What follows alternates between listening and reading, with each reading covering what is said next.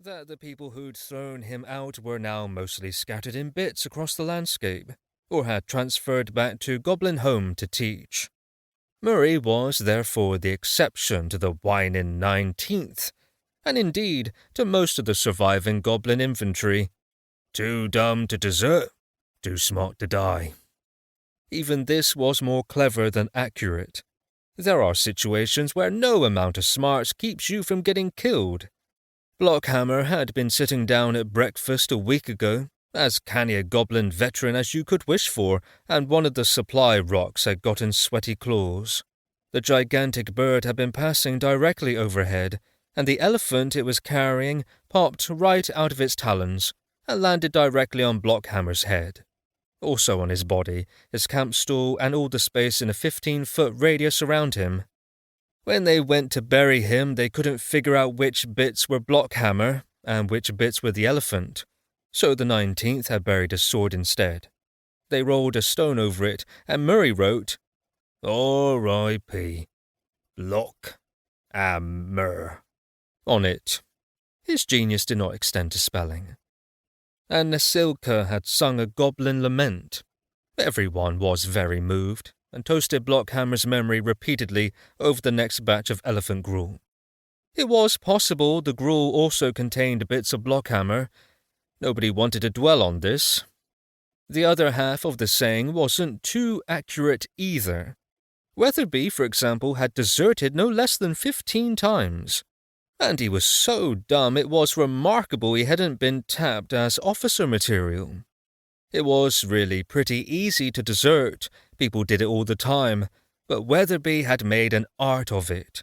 He would nod to the rest of the 19th as they sat around the campfire and say, Right, I'm off then, and then walk in a straight line until he hit the edge of the goblin army encampment.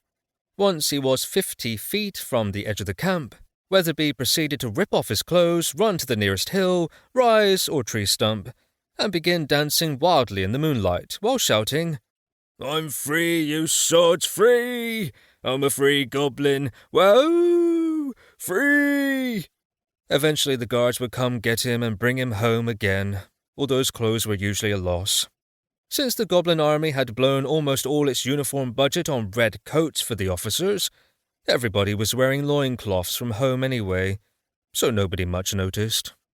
A runner came up to the edge of the fire where the 19th were sitting. New orders, Sergeant, he said, saluting Nasilka. Nasilka muttered something under her breath.